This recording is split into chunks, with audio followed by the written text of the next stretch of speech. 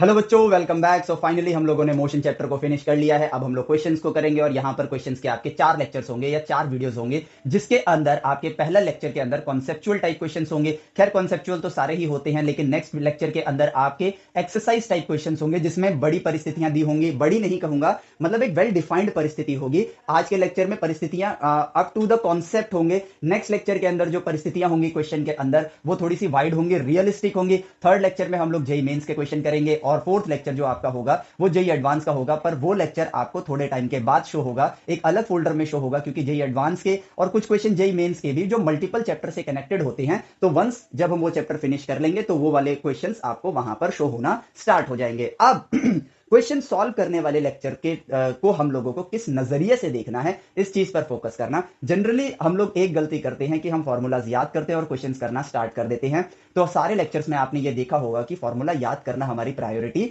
बिल्कुल भी नहीं है। वो तो क्वेश्चंस करते करते खुद ब खुद हमारे दिमाग में या ब्रेन में बैठ जाएगा। लेकिन जब हम क्वेश्चंस कर रहे हैं तो उनको हमें मात्र एक क्वेश्चन की तरह नहीं, बल्कि एक सिचुएशन की तरह लेना है। नेचर में एक परिस्थिति है, वही आपका क्वेश्चन बन के आपके पास आता है और उस परिस्थिति से आपको बात करनी है मैथमेटिकली, और जवाब परिस्थिति यानी कि नेचर आपको खुद ब खुद दे देगा और वही आपका सोल्यूशन होगा। और यह प्रक्रिया आपकी फॉर्मूला रट के क्वेश्चन करने से लाखों गुना ज्यादा आसान है। तो यहां पर जो क्वेश्चंस हैं मैं ले रहा हूं वो एचसी वर्मा सर के बुक से ले रहा हूं। बहुत ही अच्छी किताब है, बहुत ही ज्यादा रियलिस्टिक क्वेश्चंस हैं। आपके पास भी ये बुक होगी, आपको इसका पीडीएफ भी आपको मिल जाएगा हमारे एप्लीकेशन में फ्री स्टडी मटेरियल के अंदर। अदरवाइज बाकी तो वैसे आप लोगों को ये बुक जरूर लेनी चाहिए अगर आप जेई की प्रिपरेशन कर रहे हो तो।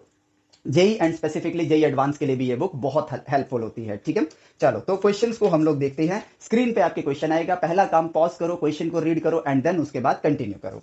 ठीक है, तो यहां पर जो हमारा क्वेश्चन है वो ये है कि when a particle moves with constant velocity, its average velocity, instantaneous velocity and its speed all are equal. Comment on this statement. तो देखो कितने रियलिस्टिक टाइप क्वेश्चन है इस बुक के अंदर। दैट इज वाई ये मेरी one of the favourite books है। और दूसरी बुक जो आप ले सकते हो, जो कि again one of the favourite book में से है, जिसमें रियलिस्टिक क्वेश्चन आते हैं, वो है रेस्निक हैलिडे। ये दो किताब आप फॉलो करोगे, यकीन मानो फिजिक्स में आपके 100 आउट ऑफ 100 मार्क्स ला सकते हो। अगर राइट वे में पढ़ोगे, तब फॉर्मूला याद करके क्वेश्चन करोगे तो ये बुक भी आपको सरदर दे देंगे। कॉन्सेप्ट को समझो, नेचर से बात करके उनके लॉस को जानो, मैथमेटिकली कम्युनिकेट करो उससे, फॉर्मूलाज खुद ब खुद आ जाएंगे और फिर क्वेश्चंस को भी परिस्थिति समझ के उससे बात करनी है। गेम ओवर, कोई आंसर्स अपने आप आएंगे।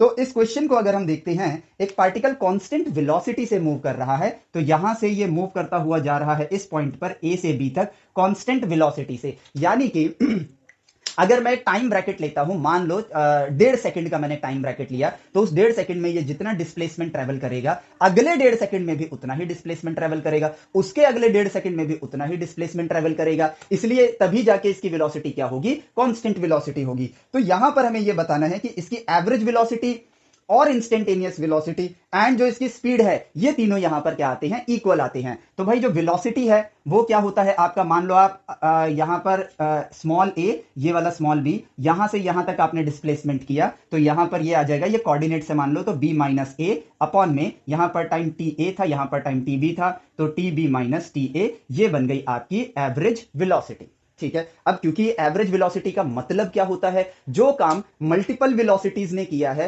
वही काम ये एक वेलोसिटी से आप वही काम उतने समय में कर लो। और इस केस में काम क्या है आपका, डिस्प्लेसमेंट ट्रेवल करना, तो उतना ही डिस्प्लेसमेंट आप उतने ही टाइम में ट्रेवल करो। अब क्योंकि वेलोसिटी कांस्टेंट है, तो यहां पर सारी वैल्यूज तो सेम है, तो उसकी एवरेज वेलोसिटी की वैल्यू भी वही आएगी, क्योंकि जितने टाइम में ये आपको ए से बी तक पहुंचाएगा या कैपिटल ए से कैपिटल बी पहुंचाएगा, जो एवरेज वेलोसिटी होगी वो भी अगर उसकी वैल्यू सेम होगी तभी वो उतने टाइम पर पहुंचाएगी। इसलिए बात करी परिस्थिति से जवाब आ गया कि एवरेज वेलोसिटी एंड वेलोसिटी ये दोनों आपके क्या हो गए, सेम हो गए। अब बात करते हैं इंस्टेंट वेलोसिटी की। तो भाई इंस्टेंट वेलोसिटी के लिए आपको किसी एक पर्टिकुलर पॉइंट पर, चलो यहां पर वो पॉइंट ए ही ले लेता हूं, इसी पर्टिकुलर पॉइंट पर आपको वेलोसिटी बतानी है, उसी को इंस्टेंट वेलोसिटी बोलेंगे। तो एक पॉइंट पर तो चेंज इन डिस्प्लेसमेंट आपका क्या होगा, डिस्प्लेसमेंट ट्रेवल क्या होगा, दैट विल बी जीरो। और एक ही टाइम पर आपका जब एक पॉइंट ऑफ टाइम है तो चेंज इन टाइम क्या होगा आपके पास, वो भी जीरो होगा। तो इट मींस यहां हमें किसकी मदद लेनी होगी, लिमिट की मदद लेनी होगी इंस्टेंट वेलोसिटी बताने के लिए। तो उसके लिए मैं बी को अभी इतना दूर रखा, वैल्यू वी आई।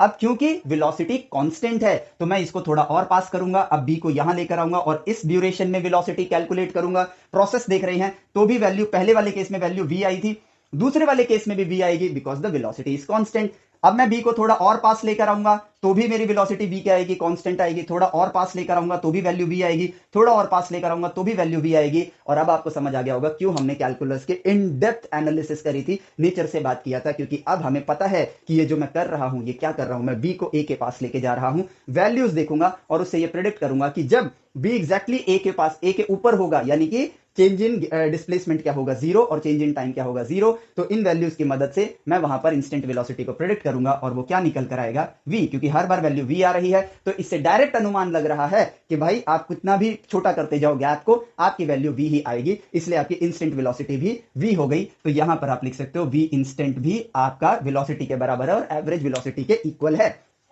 अब बारी आती है स्पीड की। तो स्पीड वाले केस में हम ये कहें कि भाई अगर वेलोसिटी सेम है, वेलोसिटी होता क्या है, फील करो। अब आप देख रहे हो ये सिर्फ क्वेश्चन थोड़ी हुआ, ये आपके नॉलेज को भी रिवाइज कर रहा है, साथ ही साथ आपको और नॉलेज भी दे रहा है। तो क्वेश्चंस के जरिए भी हमें ज्ञान हासिल करना है, यही हमारी प्रायोरिटी होनी चाहिए ड्यूरिंग आवर लर्निंग फेज। ना सोचने का काम तो आपको पेपर में करना है।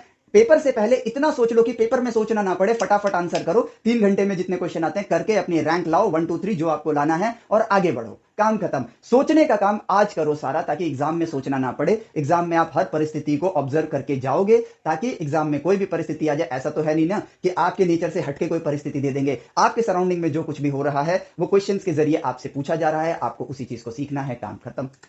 अब वेलोसिटी एक वेक्टर क्वांटिटी है, तो चलो सोचते हैं। तो भाई वेलोसिटी अगर एक वेक्टर क्वांटिटी है तो सोच के देखो, इसकी एक डायरेक्शन होगी। अगर मेरा यहां पर कोई बॉडी ऐसे जा रही है और वो चेंज कर ले अपनी डायरेक्शन को, तो खुद सोचो कि भाई यहां पर मान लो 5 मीटर पर सेकंड से इस पाथ पे भी जा रहा था और 5 मीटर पर सेकंड से इस पाथ पे भी जा रहा है, तो यहां पर स्पीड उसकी कांस्टेंट है, लेकिन वेलोसिटी उसकी चेंज हो गई, क्योंकि इसकी डायरेक्शन जो है और इसकी डायरेक्शन जो है दोनों की दोनों अलग हैं। और एक वेक्टर तभी सेम हो, दो वेक्टर तभी सेम हो सकते हैं जब उनकी मैग्नीट्यूड और डायरेक्शन सेम हो। लॉजिकली सोचो इसको, ऐसे नहीं कि ये कोई रूल है, रूल की तरह नहीं, सोच के देखो भाई, जब डायरेक्शन बदल गई तो उसकी दिशा बदल गई, दिशा बदल गई तो वो क्वांटिटी ही चेंज हो गई, क्योंकि वेक्टर क्वांटिटी के अंदर मैग्नीट्यूड और डायरेक्शन दोनों इंपॉर्टेंट होते हैं और दोनों चाहिए। तो क्वांटिटी सेम है, नो प्रॉब्लम, लेकिन डायरेक्शन अलग है तो प्रॉब्लम आ गई ना। इसका मतलब कि यहां पर वेक्टर सेम नहीं होंगे। तो भाई यहां पर अगर ये कांस्टेंट वेलोसिटी से जा रहा है, इसका कंक्लूजन निकालो। इसका कंक्लूजन ये हुआ कि ये एक ही डायरेक्शन में जा रहा है। अगर इसने अपनी डायरेक्शन चेंज करी होती तो क्वेश्चन में बोलता कि ये वेरिएबल वेलोसिटी से गया जिसका मैग्नीट्यूड सेम है।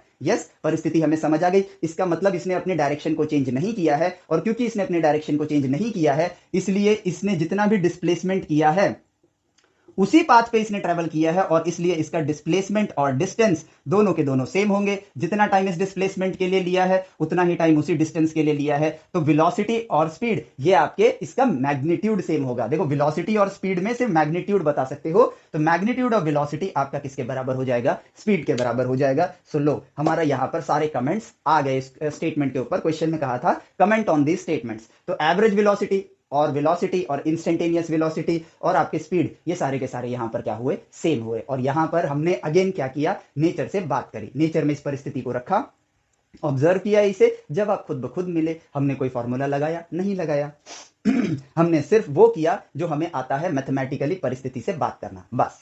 चलो अब नेक्स्ट क्वेश्चन मैं आप लोगों को दिखाता हूं, फटाफट इसको रख कर दूं।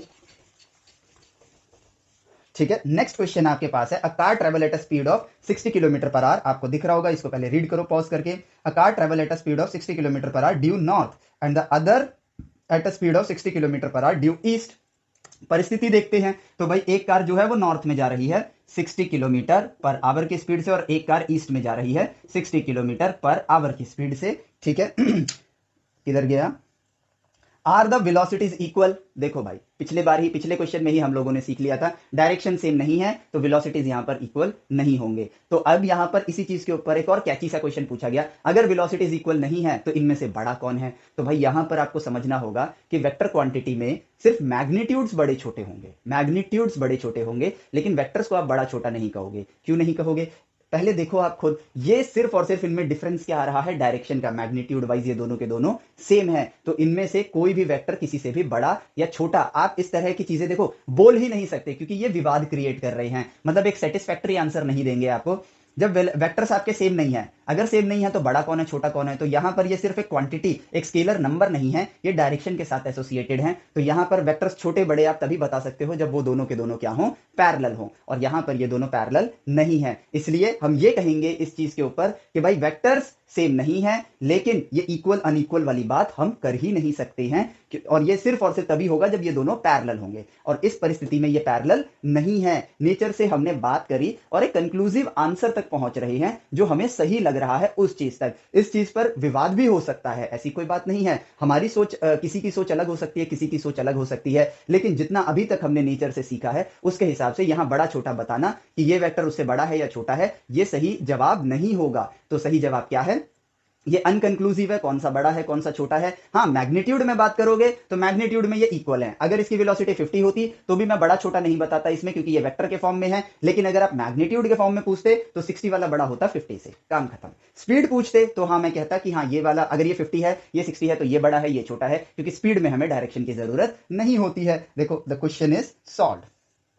तो इसमें है कि if you find the question irrelevant explain, तो इररेलेवेंट वाला पार्ट नहीं है यहाँ पर। बात यह है कि क्वेश्चन तो बहुत अच्छा है, रेलेवेंट है, लेकिन यहाँ पर हमने जो सीखा वो ये सीखा कि भाई ये एचसी वर्मा सर यही पूछना चाह रहे हैं कि आपको इररेलेवेंट कुछ लगा इसमें। हाँ, इररेलेवेंट ये लगा कि वेक्टर्स में छोटा बड़ा नहीं हो सकता है, इसलिए आपका ये पूछना कि कौन सा वेक्टर बड़ा है कौन सा वेक्टर छोटा है, ये वाला पार्ट हमारे लिए इररेलेवेंट हो गया। ठीक है, लेकिन ये बहुत ही रेलेवेंट क्वेश्चन है। चलो अब बढ़ते हैं आपके अगले प्रश्न की तरफ। तो देखो कितना सिंपल सिंपल क्वेश्चन है, हमें सिर्फ नेचर से बात करनी है। जो लॉन्ग क्वेश्चंस होते हैं वो लॉन्ग नहीं होते हैं, उनमें से सिंप्लीफिकेशन होता है और कुछ नहीं। इसमें बस सिंप्लीफिकेशन नहीं है, क्वेश्चंस का स्टैंडर्ड यही रहता है हर जगह पर। तो अब बढ़ते हैं अगले प्रश्न की तरफ। A ball is thrown vertically upward with a speed of 20 metre per second. Draw the graph showing the velocity of a ball as a function of time as it goes up and then comes back. अब देखो, अगर आपको एक graph बनाना है तो आपको measurement करनी होगी। जो आपने सीखा है उससे बात करो पहले। अगर मुझे एक ग्राफ बनाना है तो मुझे मेजरमेंट करनी होगी। मेजरमेंट किसकी? एक बॉल के वेलोसिटी और टाइम की मेजरमेंट करनी है। और इस मेजरमेंट को करने के लिए मुझे क्या चाहिए? सबसे पहले एक ऑब्जर्वेशनल पॉइंट, या फिर एज अ ऑब्जर्वर मुझे अपने आप को वहां खड़ा करना होगा। और जैसे ही एक ऑब्जर्वर के फॉर्म में मैं अपने आप को खड़ा करूंगा, मेरे पास क्या होगा? एक फ्रेम ऑफ रेफरेंस। तो यहां पे मेरा फ्रेम ऑफ रेफरेंस मैं सिर्फ वाई डायरेक्शन का ले लेता हूं, क्योंकि सिर्फ वर्टिकली अपवर्ड मोशन है। एक्स का ले लो, कोई मोशन तो होगा नहीं। तो भाई ये रहा मेरा फ्लोर, अर्थ है ये मेरे पास, ये रही बॉल। बॉल को जब मैंने ऊपर थ्रो किया तो ऑब्वियसली ड्यू टू ग्रेविटी ये एक पॉइंट पर आकर स्टॉप हो जाएगी। ये है उसका मैक्सिमम हाइट। उसके बाद उसी ग्रेविटी की वजह से ये ट्रेवल करती हुई कहां आएगी? नीचे आएगी। इस वक्त जो उसकी वेलोसिटी है, मान लो वो u है, लेकिन जब ये जितना टाइम लिया इसने ऊपर जाने में उतना ही टाइम लेगी नीचे आने में, क्योंकि यहां पर एयर ड्रैग को मेंशन नहीं किया गया है। तो बाय डिफॉल्ट आपके 11th-12th में एयर ड्रैग कैंसिल्ड ही रहता है, अगर जब तक मेंशन ना किया जाए तो। अब क्योंकि पढ़ाया ही नहीं जा रहा है तो कहीं पे मेंशन होगा भी नहीं, तो बाय डिफॉल्ट आप ये मान के चलो एयर ड्रैग नहीं है। ठीक है, तो जिस वेलोसिटी से, जिस मैग्नीट्यूड से इसको ऊपर फेंका था, और जो रिटार्डेशन वाली वैल्यू थी, वही आते वक्त एक्सीलरेशन वाली वैल्यू है, यानी कि जी, जो कि है 9.8 मीटर पर सेकंड स्क्वायर। तो जितना टाइम ये मैक्सिमम हाइट जाने में लेगा उतने ही टाइम में ये नीचे आएगा, और जिस वेलोसिटी से ऊपर गया था उसी वेलोसिटी से नीचे आएगा, बट डायरेक्शन चेंज हो जाएगा। जब ये वापस आएगा तो इसकी डायरेक्शन कहां होगी? नीचे, और मैग्नीट्यूड क्या होगा? u। तो वेलोसिटी हो जाएगी -u। और ये किससे बताया मैंने? मेरे फ्रेम ऑफ रेफरेंस से। मेरे फ्रेम ऑफ रेफरेंस में ये वाली डायरेक्शन प्लस है, ये वाली डायरेक्शन माइनस है, तो ऊपर जाना प्लस, नीचे आना माइनस। तो यहां पर अगर मैं वेलोसिटी टाइम ग्राफ को देखूं, ठीक है, तो भाई वेलोसिटी जो है वो कांस्टेंटली एक्सीलरेट कर रही है, और कांस्टेंट एक्सीलरेशन के ग्राफ हम देख चुके हैं, एक स्ट्रेट लाइन ग्राफ बनेगा। तो भाई अभी वेलोसिटी क्या है? यहां पर है। अब टाइम के साथ क्या होगा? मान लो ये है वो टाइम जब ये मैक्सिमम हाइट पे पहुंच गया, और ठीक उसका डबल ले लूंगा मैं यहां पर, ये है वो टाइम जब ये वापस धरती पर आ गया। तो जब ये अपने मैक्सिमम हाइट पे पहुंच जाएगा तो भाई इसकी वेलोसिटी क्या होगी? इस टाइम पर वेलोसिटी क्या होगी? ऑब्वियसली इस पॉइंट पर आते ही मैक्सिमम हाइट पर वेलोसिटी 0 हो जाएगी, क्योंकि जहां ये रुकेगा वहीं से ये नीचे आना स्टार्ट करेगा। तो क्योंकि ये स्ट्रेट लाइन है, ये रही मेरी वेलोसिटी। अभी ये y, ये देखो ये है वेलोसिटी, और यहां पर भी वेलोसिटी का कर्व बनेगा, और ये होगा -v। ठीक है, ये पॉजिटिव साइड, ये नेगेटिव साइड। टाइम में कभी नेगेटिव जोन नहीं होता है, टाइम हमेशा पॉजिटिव साइड रहता है, और ये बात आप अच्छे से फील करते हो। क्यों? क्योंकि टाइम हमेशा आगे फ्लो करता है, टाइम कभी उल्टा नहीं जाता है। तो अब इस पॉइंट पे जैसे ही पहुंचे हम लोग, तो अब इसने डाउनवर्ड डायरेक्शन में मूव करना स्टार्ट कर दिया, और इसका क्या मतलब है? वेलोसिटी की डायरेक्शन आपकी चेंज हो गई। नेचर से को ऑब्जर्व किया और उसने खुद जवाब दे दिया, तो इसका मतलब, और सेम एक्सीलरेशन है, तो यहां पर लाइन भी स्ट्रेट ही बनेगी। और देखो इस पॉइंट पे जब टाइम कंप्लीट हो जाएगा, यहां पर इसकी वैल्यू क्या होगी? अगर यहां वैल्यू u थी तो यहां वैल्यू -u होगी, यानी कि एक स्ट्रेट लाइन इस तरीके से बन जाएगा। और ये रहा, ये है t हाफ है, हाफ टाइम है, ये फुल टाइम है, और ये जो t है, ये इसका, ये t की वैल्यू लिखता हूं 2 टाइम्स t हाफ। लो भाई ग्राफ बन गया, कितना सिंपल सा है ऑब्जर्वेशन। इसी तरह के क्वेश्चन आपके जेई में आते हैं।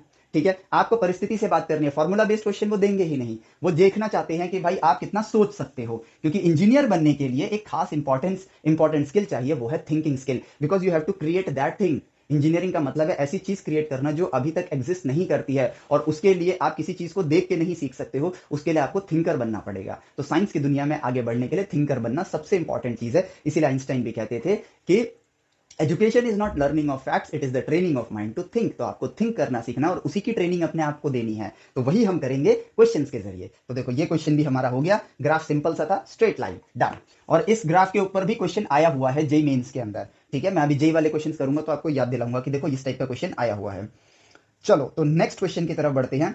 The velocity of a particle is towards west at an instant, its acceleration is not towards west, not towards east, not towards north, not towards south। तो आपको यहां पर एक एग्जांपल देना है इस टाइप के मोशन का।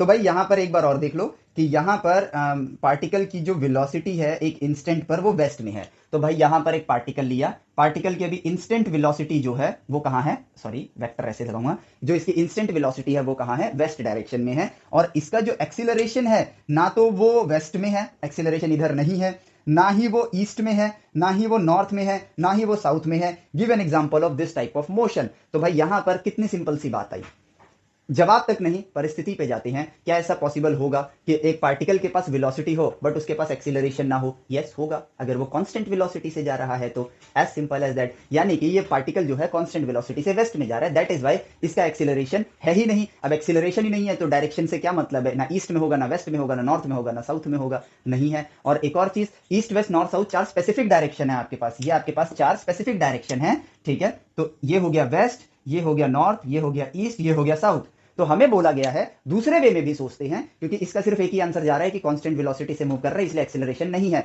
लेकिन और थोड़ा सोच के देखो तो आपको समझ आएगा कि भाई ये लो ना, इधर के किसी डायरेक्शन में कर देते हैं कि भाई इस डायरेक्शन में एक्सीलरेशन होगा, ना तो एक्सीलरेशन नॉर्थ में है, ईस्ट में है, ना साउथ में है, ना वेस्ट में है, तो ये एक अलग डायरेक्शन हो गया। हाँ लेकिन वेक्टर है यहां पर, तो एक चीज आपको समझनी होगी कि इस जवाब को हम लोगों ने एक्सेप्ट क्यों नहीं किया, ठीक है। देखो गलत परिस्थितियों को भी हमें समझना चाहिए, और क्यों नहीं किया उसको समझो। क्योंकि अगर मैं एक्सीलरेशन वेक्टर इधर लेता हूं, ठीक है, तो उससे क्या होगा, मेरे एक्सीलरेशन के 2 कंपोनेंट्स आ जाएंगे। अगर मैं फ्रेम ऑफ रेफरेंस बनाऊंगा तो इस हिसाब से एक्सीलरेशन मेरा वेस्ट में भी है और नॉर्थ में भी है। दैट इज वाई हमने इस जवाब को कंसीडर नहीं किया। हमने एक स्टेप आगे बढ़े, हमने ये सोचा कि चलो भाई ईस्ट वेस्ट नॉर्थ साउथ तो 4 डायरेक्शन है, किसी और डायरेक्शन में ले लेते हैं। लेकिन वेक्टर की खासियत पे हमने जब ध्यान दिया तो हमें समझ आया कि भाई इसके तो कंपोनेंट्स निकल जाएंगे, और कंपोनेंट्स निकल जाएंगे तो वेस्ट में भी एक्सीलरेशन हो गया, नॉर्थ में भी एक्सीलरेशन हो गया। तो इस हिसाब से इसका सिर्फ एक ही आंसर बनता है, जो आंसर चल रहा है। लेकिन दूसरी परिस्थिति को भी ऑब्जर्व करना बहुत ही ज्यादा जरूरी है, ताकि हमारी नॉलेज और नेचर को ऑब्जर्व करने का जो हमारा लेवल है वो और ज्यादा बढ़े। तो वो ये है, जवाब क्या है इसका कि कांस्टेंट वेलोसिटी से जा रहा है, इसलिए एक्सीलरेशन इसका किसी भी डायरेक्शन में नहीं होगा। एंड कितना सिंपल सा क्वेश्चन था, ठीक है, नेचर को ऑब्जर्व करना था बस। अब बढ़ते हैं आपके नेक्स्ट क्वेश्चन की तरफ, ठीक है। ये रहा, eight which point on its path a projectile has the smallest speed. ठीक है, एक प्रोजेक्टाइल मोशन है, अपने पाथ पर कौन से पॉइंट पर इसकी स्पीड सबसे ज्यादा कम होगी। अब ध्यान से सुनो, यहां पर वेलोसिटी नहीं पूछ रही हैं, यहां स्पीड पूछ रहे हैं, यानी कि मैग्नीट्यूड से मतलब है। तो भाई यहां पर पॉइंट्स देखो, यहां पर तो u cos थीटा इसकी स्पीड होगी, यहां पर u sin थीटा वेलोसिटी होगी, ठीक है। इनका जब आप रिजल्टेंट निकालोगे तो उसकी ये वाली डायरेक्शन आएगी, ठीक है, और उसी का मैग्नीट्यूड जो होगा वो स्पीड के बराबर होगा। अब देखो किसी भी पॉइंट पे चले जाओ, हर पॉइंट पर आपकी x में जो वेलोसिटी होगी वो तो सेम रहेगी, x में जो वेलोसिटी है वो सेम रहेगी, और जो y की वेलोसिटी है वो ऊपर जाते जाते डिक्रीज करेगी, और यहां पर आके वो एग्जैक्टली 0 हो जाएगी, और जब रिटर्न जर्नी में आ रहे हो तो नीचे की तरफ वो इंक्रीज करेगी, ठीक है। तो यहां पर आप खुद ही फील कर गए इस फिगर को ही देख के कि भाई अगर y डायरेक्शन की वैल्यू 0 है, आप जो भी वैल्यू निकालोगे वो कैसे निकालोगे, वेलोसिटी इन x, वेलोसिटी इन y, वेलोसिटी इन x का स्क्वायर प्लस वेलोसिटी इन y का स्क्वायर का अंडर रूट, यही होगा आपका रिजल्टेंट वेलोसिटी, और इसको एज अ मैग्नीट्यूड लो तो वही आपकी स्पीड हो गई। तो भाई यहां पर vx का स्क्वायर है, पॉजिटिव नंबर, मैथमेटिकली बात करो, vy का स्क्वायर, ठीक है। अब चाहे उसकी डायरेक्शन बदल जाए लेकिन स्क्वायर में तो पॉजिटिव आएगा, पॉजिटिव प्लस पॉजिटिव आपको पॉजिटिव रिजल्ट देगा। और मजेदार बात क्या है कि ये चीज को अगर मैं देखूं इस परिस्थिति में, इस परिस्थिति में देखूं तो Vx तो कांस्टेंट है, ये तो फिक्स हो गया, ये तो उतना ही रहेगा, लेकिन Vy की वैल्यू सबसे ज्यादा छोटी क्या हो सकती है, और वो है 0, और 0 इसकी वैल्यू कहां है, मैक्सिमम हाइट पर है, और यहीं पर आपको इस अंडर रूट का सबसे छोटा आंसर मिलेगा। Observation is the first step towards right education, और आंसर्स के लिए भी वही रूल अप्लाई हो रहा है। ऑब्जर्व करो, आंसर आ गया, तो भाई at maximum height it has the minimum speed. इसको हम रट के जाते हैं, क्यों रटना है, ऑब्जर्व करो, जवाब मिल गया ना, 10-15 सेकंड ही तो लगे, उससे ज्यादा टाइम कहां लगा। अगर मैं अपनी एक्सप्लेनेशन के टाइम को हटा दूं तो 10 सेकंड का सवाल है ये, और पेपर में हमें सवालों को 10-10 मतलब इस तरह के क्वेश्चन आए तो 10-15 सेकंड, सॉल्व करने वाले आए तो 2 या 2.5 मिनट, इतने टाइम में ही करना होता है। और ऑब्जर्वेशन के जरिए हम इस चीज को बड़े ही आसानी से अचीव कर लेते हैं, 10 सेकंड से लेकर 2.5 मिनट, डिपेंडिंग कि क्वेश्चन किस टाइप का है, आप बड़े आराम से कर सकते हो। ठीक है, चलो तो देखो सिंपल क्वेश्चन, ये वाला क्वेश्चन भी डन। अब बढ़ते हैं आपके नेक्स्ट क्वेश्चन की तरफ। ठीक है, वो है two particles A and B start from rest and moves for equal time on straight line। ठीक है, अब देखो ये क्वेश्चन की लेंथ लंबी है, इसलिए ध्यान से पढ़ेंगे। Two particles A and B starts from rest and moves for equal time on straight line। तो भाई इन्होंने इक्वल टाइम तक मूवमेंट करी है एक स्ट्रेट लाइन पर। ठीक है, a particle A has an acceleration A for the first half of the total time and 2a for the second half. The particle B has an acceleration of 2a for the first half and a for the second half. Which particle has covered the larger distance? अरे भाई कितना simple question, हम लोग mathematically connect कर ही चुके हैं। ये है पार्टिकल A, ये है पार्टिकल B। ठीक है, अब यहां पे ये रही मेरी स्ट्रेट लाइन। ठीक है, ये रहा मेरा स्ट्रेट लाइन, और सिंपली यहां पे मैं कहता हूं कि भाई फुल टाइम, यहां पे ये t हाफ है, t/2 टाइम है, मतलब जब यहां पहुंचेंगे तो टाइम t/2 होगा, और यहां पहुंचेंगे तो टाइम t होगा, बट दोनों का लेंथ तो अलग अलग होगा, तो मैं यहां पर ये टाइम नहीं शो कर सकता हूं, माफ करना, टाइम शो नहीं कर सकते हैं।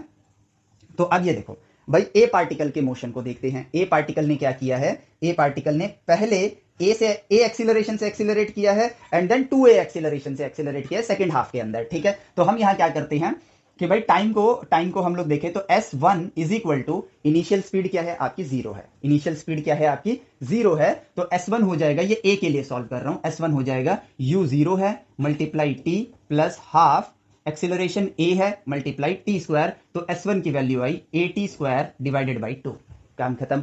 अब यहां पर जब उसने इतना डिस्टेंस ट्रेवल कर लिया है तो उसने क्या बोलते हैं, उसकी वेलोसिटी क्या होगी, उसकी वेलोसिटी क्या होगी, क्योंकि अब अगले सेकंड हाफ के लिए जब मैं इसी फॉर्मूले को यूज करूंगा तो जो सेकंड हाफ का पहला पॉइंट ऑफ टाइम है वहां पर इनिशियल वेलोसिटी मैं वही रखूंगा जो इसकी राइट नाउ इतना डिस्टेंस ट्रेवल करने के बाद वेलोसिटी है, तो मैं उसका इस्तेमाल करता हूं। और ये फॉर्मूलाज मैं क्यों यूज कर रहा हूं, क्योंकि कांस्टेंट एक्सीलरेशन वाला केस चल रहा है। ठीक है, चलो तो अब देखते हैं हम यहां पर क्या कहते हैं, ये रहा कि भाई वेलोसिटी, तो v square is equal to initial 0 का स्क्वायर प्लस 2a, s1 कितना है मेरे पास 2a, एक्सीलरेशन a है, s1 है, at स्क्वायर अपॉन में 2, तो इससे ये कैंसिल हो गया, तो v square is equal to a square t square, तो v की वैल्यू आई at के बराबर, v की वैल्यू कितनी आई at के बराबर आई। सो देखो काम खत्म। अब मैं यहां पर कहूंगा s2 निकालता हूं कि अगले हाफ टाइम में उसने कितना ट्रेवल किया है, और हाफ टाइम की वैल्यू भी t के बराबर होगी, क्योंकि मैंने यहां पर हाफ टाइम को t ले लिया, तो अगला हाफ टाइम भी मेरा t हो जाएगा।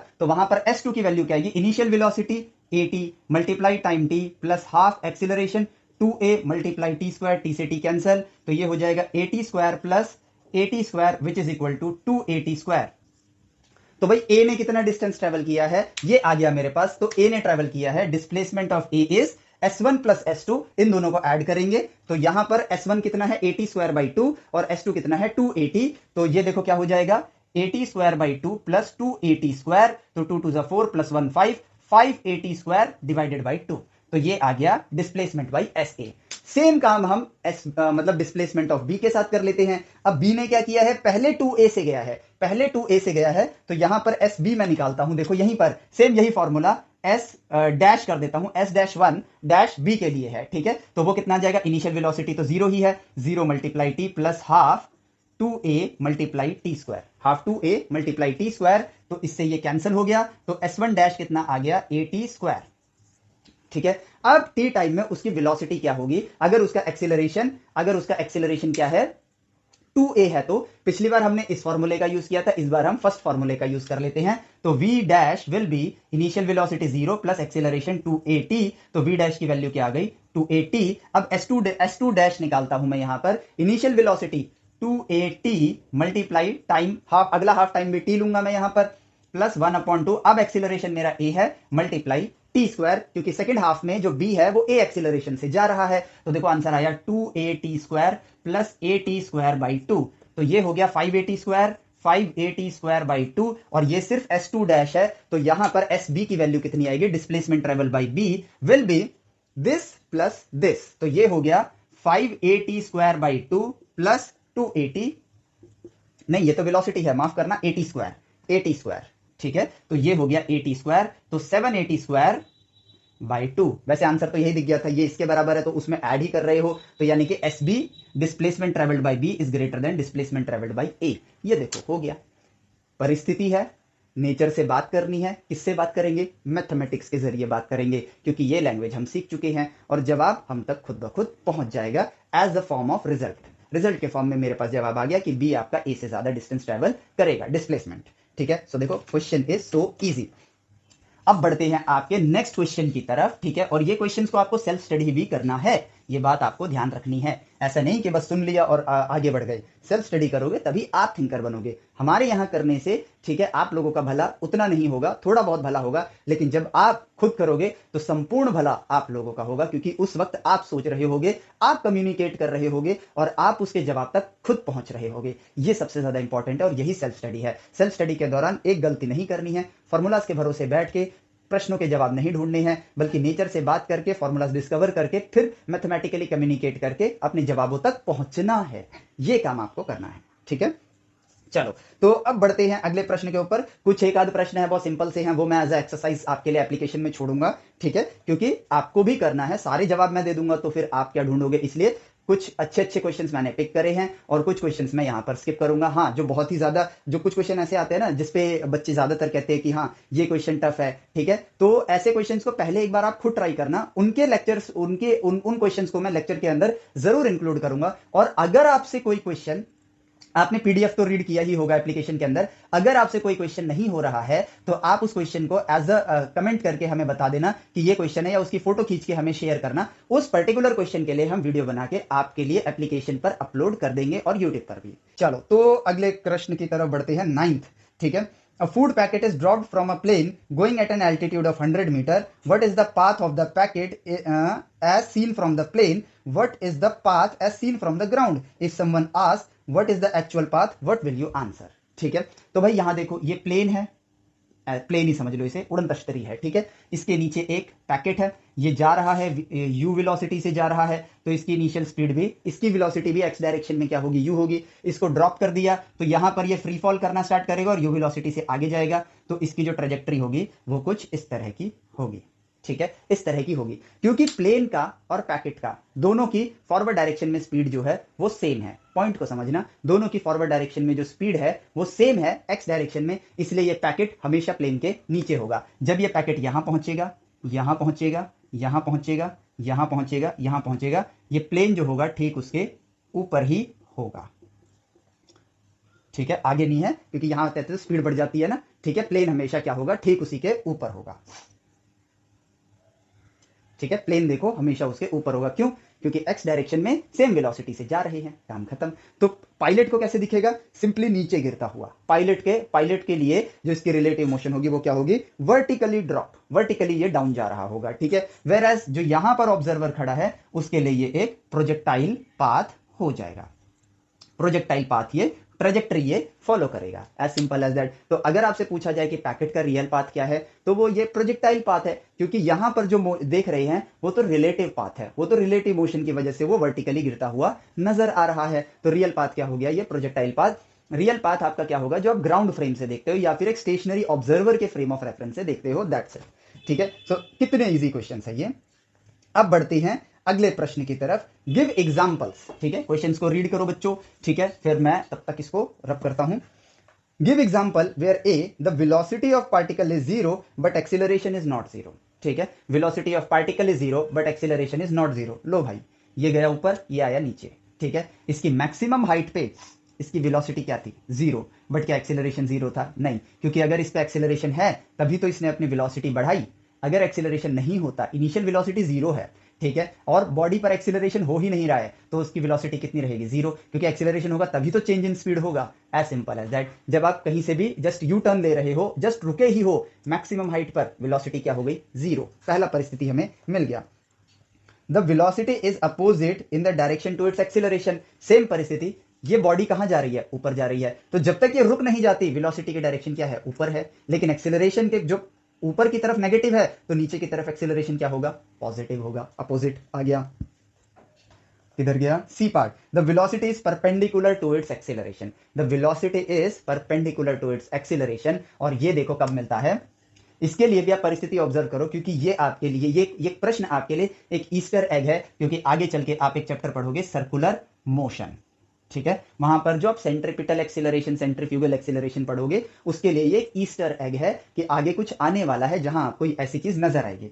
तो भाई एक बॉडी है, एक बॉडी है, उसको आप ऑब्जर्व करो, इसकी वेलोसिटी v है यहां पर। तो अगर एक्सीलरेशन इस डायरेक्शन में लगेगा तो क्या वेलोसिटी चेंज होगी, नहीं होगी। क्या वेलोसिटी चेंज होगी, नहीं होगी, ठीक है, मतलब अभी इंस्टेंट वेलोसिटी, इसका मैग्नीट्यूड, माफ करना, वेलोसिटी चेंज होगी, माफ करना, क्या इसका मैग्नीट्यूड चेंज होगा, नहीं होगा। क्यों, क्योंकि एक्सीलरेशन चेंज इन वेलोसिटी लाता है, बट ये तो एक्स डायरेक्शन में है, तो इसका वो मैग्नीट्यूड चेंज नहीं कर पाएगा। तो बस होगा क्या कि ये जो पार्टिकल है इस डायरेक्शन में, इसमें वेलोसिटी आनी स्टार्ट हो जाएगी, तो ये ऊपर तो जाएगा v से, लेकिन साथ ही साथ यहां जो वेलोसिटी इंक्रीज हुई है उसकी वजह से यहां आ जाएगा, ठीक है, और फिर उसकी वजह से यहां आएगा, उसकी वजह से यहां, क्योंकि टाइम के साथ यहां वाली वेलोसिटी क्या होगी, इंक्रीज होती जाएगी। तो ये रही वेलोसिटी, ये रहा आपका एक्सीलरेशन। और ऐसा केस, इसको हम बड़े प्यार से फील करेंगे इसको, ठीक है, ऐसा केस जब एक्सीलरेशन इस तरह से अप्लाई हो, एक पर्टिकुलर वे में जब एक्सीलरेशन अप्लाई हो, कि मान लो अब इसके पास एक वेलोसिटी आ गई और यहां तो v है ही, मान लो यहां v हो गया, तो यहां रिजल्टेंट ये वेलोसिटी हुई, तो एक्सीलरेशन हमेशा इसके परपेंडिकुलर रहे। जो भी आपकी रिजल्टेंट वेलोसिटी है, एक्सीलरेशन उसके हमेशा परपेंडिकुलर रहे। उस केस में जो आपको ट्रेजेक्टरी मिलती है ना, वो कैसी होती है पता है, वो सर्कुलर होती है। इसको हम मैथमेटिकली ऑब्जर्व भी करेंगे और नेचर में आंखों से भी ऑब्जर्व करेंगे और देखेंगे इस चीज के बारे में। तो यहां पर जो इस प्रश्न का जवाब है वो क्या है, सर्कुलर मोशन। उस केस में, सॉरी, सर्कुलर मोशन नहीं, सर्कुलर पाथ पे जब आप मूव कर रहे हो इस तरह कि आपकी वेलोसिटी का मैग्नीट्यूड चेंज नहीं हो रहा है और जो फोर्स है वो आपकी वेलोसिटी के परपेंडिकुलर लगता है। एक बॉल लो, रस्सी बांधो और उसको घुमाना स्टार्ट करो, ठीक है, तो रस्सी में जो बल पैदा हो रहा है, जो टेंशन पैदा हो रही है, वो बॉल की वेलोसिटी इंस्टेंटेनियस कहां है, पर रस्सी, ये देखो, ये बॉल है, ये रस्सी है, तो फोर्स किधर है, इधर, और बॉल की वेलोसिटी कहां है, इधर। तो यहां पर वेलोसिटी ये रहा, एक्सीलरेशन उसके परपेंडिकुलर है, क्योंकि फोर्स और एक्सीलरेशन रिलेटेड है। 10th ग्रेड तक आप पढ़ चुके हो, because force is mass times acceleration. तो एक्सीलरेशन वेलोसिटी के परपेंडिकुलर है इंस्टेंट में। पॉइंट के साथ तो उसको हमेशा चेंज होना होगा, वेलोसिटी चेंज होगी। तो एक और पॉइंट पकड़ो यहां पर, ठीक है, हमेशा नहीं, हमेशा में तो देखो वेलोसिटी चेंज होती जाएगी, वेलोसिटी चेंज होती जाएगी। तो ये एग्जांपल आपको किस केस में जवाब दे रहा है, इंस्टेंट के केस में जवाब दे रहा है। इसलिए ये वाला आंसर है कि yes, the velocity is perpendicular to the acceleration circular motion के अंदर at instant point of time, ठीक है, हमेशा तो होता ही है, लेकिन वहां पर क्या होता है, वेलोसिटीज चेंज होती रहती हैं। तो वहां पर हम इसलिए वेलोसिटी की जगह स्पीड वर्ड का ज्यादा प्रयोग करते हैं, क्योंकि हर पॉइंट पे तो वेलोसिटी चेंज हो जाएगी, इसलिए वहां हम स्पीड बोलते हैं। तो अगर वेलोसिटी बोला है तो इंस्टेंट वेलोसिटी पर एक पॉइंट ऑफ टाइम पर लूंगा तभी वेलोसिटी बता सकता हूं कि हाँ भाई इस पॉइंट ऑफ टाइम पर ये डायरेक्शन है, इस पॉइंट ऑफ टाइम पर ये रहा मेरा रोप, तो वेलोसिटी ये है, एक्सीलरेशन ये रहा। देखो मिल गया जवाब, ठीक है। चलो अब बढ़ते हैं आपके आज के सेशन के लास्ट प्रश्न की तरफ, ठीक है, जो कि है आपका, ये रहा आपकी स्क्रीन पर, ठीक है, इसको पहले रीड करो। और क्वेश्चन ये है, rain is falling vertically, a man running on the road keeps his umbrella tilted, but the man standing on the street keeps his umbrella vertical to protect himself from rain, ठीक है, but both of them keeping their umbrella vertical to avoid the vertical sun rays, explain। देखो इस question को पहले समझो कि भाई जब बारिश हो रही है तो वर्टिकली बारिश हो रही है, ठीक है, तो एक आदमी ने अपने छाते को सीधा पकड़ा हुआ है कि भाई बारिश से बच जाऊं, और जो आदमी मूव कर रहा है उसने टिल्ट कर रखा है, मान लो वो आगे की तरफ मूव कर रहा है तो उसने अपने अम्ब्रेला को ऐसे टिल्ट कर रखा है। लेकिन दूसरी परिस्थिति अब ली गई कि वर्टिकली सूरज जो है एकदम सर के ऊपर है और अब ये सूरज से अपने आप को छाया देने के लिए इन्होंने छाता खोला है। दूसरी परिस्थिति में तो जो स्टैंडिंग मैन है उसने भी अपने छाते को क्या कहते हैं, सीधा पकड़ा हुआ है, लेकिन जब वो मूव कर रहा है तो उसने टिल्ट नहीं किया, तब भी उसने सीधा ही पकड़ा है। अब यहां पर ना दो परिस्थितियां आती हैं हमारे पास, उन दोनों परिस्थितियों को हमें समझना है और उन दोनों परिस्थितियों के साथ दो और एडवेंचरस बातें, मतलब एक एड्रेनलिन पैदा करने वाली बातें आपको और पता चलेंगी। वो क्या है कि भाई देखो, पहली चीज, लाइट की जो स्पीड है दैट इज 3 लाख किलोमीटर पर सेकंड। अगर मुझे इसको मीटर में करना है तो मैं यहां पर 3 जीरो और बढ़ा दूंगा, ठीक है, 3 जीरो और बढ़ा दूंगा, मीटर पर सेकंड, इतना हो जाएगा, ठीक है। ये हो गई आपकी लाइट की स्पीड जो कि बहुत फास्ट है। और आप किस स्पीड से ट्रेवल कर रहे हो, इंसान हो मैक्स टू मैक्स 30 किलोमीटर प्रति घंटे की रफ्तार से जा सकते हो, मैक्स टू मैक्स, वो भी बहुत अच्छे से दौड़ोगे तो मैं किलोमीटर में ही लिखता हूं, 3 लाख किलोमीटर पर सेकंड, माफ करना, सेकंड, ठीक है, पर सेकंड। और आपकी स्पीड कितनी हो सकती है, आपकी स्पीड हो सकती है ज्यादा 20 kilometre per hour, 30 kilometre per hour, बहुत अच्छे तेज दौड़ने वाले हो तो उसको, उस स्पीड को जरा इस स्पीड के सामने कंपेयर करो, ठीक है। अब देखो, अगर आपकी x में वेलोसिटी वाले वेक्टर का मैग्नीट्यूड इतना है, y में वेलोसिटी वाले वेक्टर का मैग्नीट्यूड इतना है, तो रिजल्टेंट कहां मिलेगा आपको, रिजल्टेंट मिलेगा आपको इतना, ठीक है।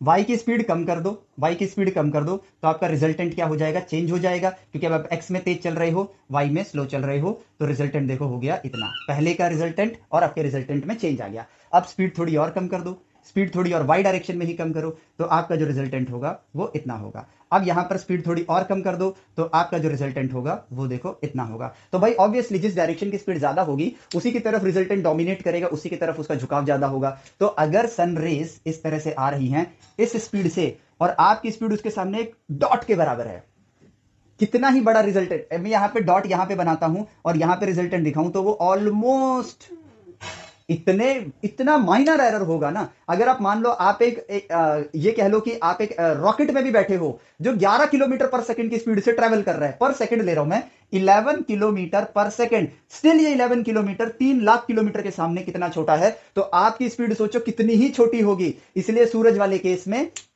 कोई एंगल बनेगा नहीं, तो उसको छाता सीधा पकड़ना होगा। ये जवाब आपका सही था कब तक, मतलब अभी भी सही है, लेकिन ये जवाब बहुत ही ज्यादा रेलेवेंट था आइंस्टाइन के आने से पहले तक। आइंस्टाइन के आने के बाद इस जवाब में चेंज नहीं आया, लेकिन एक अपग्रेड आ गया, और वो ये है कि लाइट जो है वो फ्रेम ऑफ रेफरेंस से उसको फर्क नहीं पड़ता है, वो अपनी दिशा से ही चलती है। जहां पर स्पेस फैब्रिक जिस तरह फैला हुआ है वो उसी पाथ को फॉलो करेगी, उसको आपसे मतलब नहीं है। और लाइट की स्पीड जो है वो हर फ्रेम में सेम रहती है। कहने का मतलब यह है कि भाई अगर आप 10 से गाड़ी चला रहे हो, दूसरा बंदा 5 से गाड़ी चला रहा है, तो ये आपको 5 की स्पीड से पीछे जाता हुआ नजर आएगा, और अगर ये 15 से चला रहा है तो ये आपको 5 की स्पीड से आगे जाता हुआ नजर आएगा। लेकिन अगर आप एक स्पेसशिप में हो जो कि 2 लाख किलोमीटर पर सेकंड की स्पीड से ट्रेवल कर सकता है और लाइट 3 लाख से, तो लाइट आपको 1 लाख की स्पीड से जाती हुई नजर आनी चाहिए, लेकिन ऐसा नहीं होगा, लाइट आपके बाजू से 3 लाख की स्पीड से ही गुजरेगी। तो यहां पर लाइट वाला केस आइंस्टाइन के आने के बाद थोड़ा सा और मॉडिफाई हो गया। इसलिए जब आप